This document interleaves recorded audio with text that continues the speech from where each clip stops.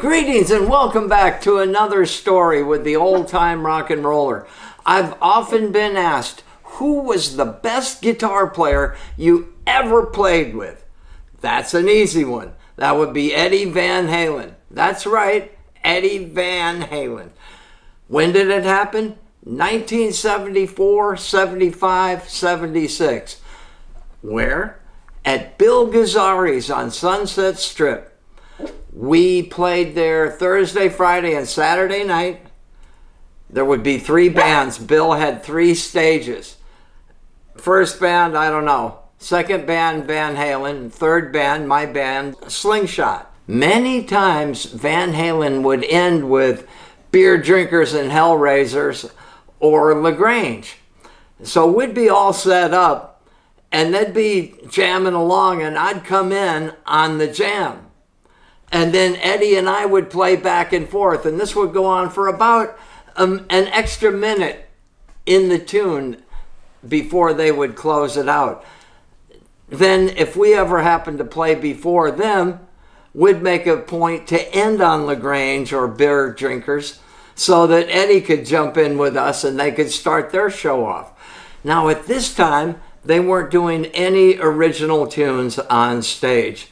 I remember Eddie one night, they did Rocky Mountain Way, and he had the magic bag with, never mind that. But it was a cool technique, a big bag of air, and you'd sort of blow into it next to the microphone.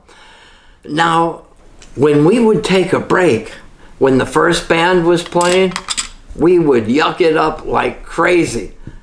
Of course, Alex and Eddie were like glue. And they were so much fun. Dave was just a stone-out nut, right? Always joking and party boy. And Michael was very quiet all the time. He didn't really, it was almost like he was uncomfortable with the situation.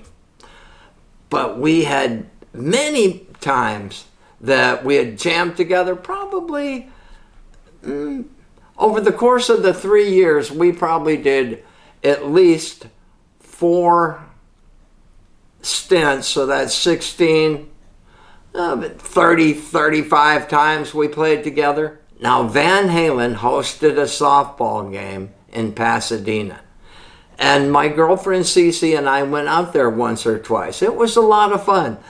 A lot of girls, some band guys, you know, mostly groupies. It was a pretty cool idea, though. It was a lot of fun. So finally, Ted Templeman, through Dave's uncle, showed an interest in the band. And they were booked to play at the Starwood, which is where we had played at and a lot of great up-and-coming groups play at. So we went down there, we meaning me, a guitar player friend of mine named Peter Glindeman, and my drummer Rob Roberti. And it was a completely different Eddie. He was doing all of these hammer-ons and pull-offs and whammy bar dive bomb bends.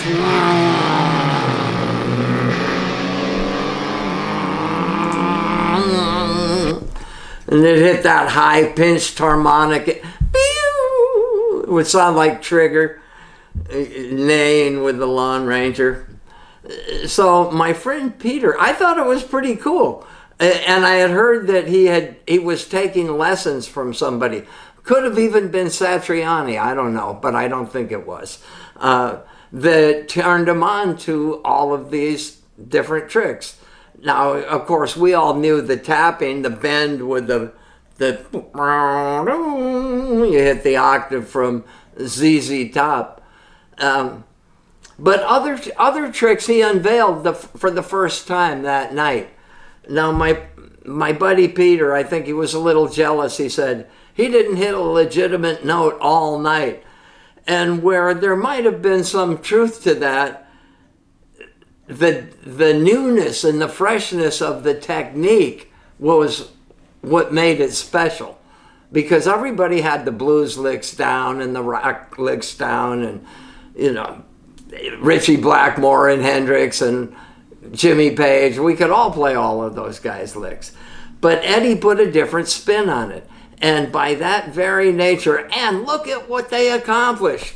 Man, some of their songs, their first couple albums mostly, for me, but later with Sammy Hagar, just an incredible band, Hall of Famers. So I wanted to answer that question. A lot of the fans have been writing in. If you like the story and you want to take more trips back into the musical time vault with the old time rock and roller, please hit that like button, subscribe, and maybe share it with a friend. Now keep love in your heart, people. Always keep a song in your head, and I will see you down the story highway. So long.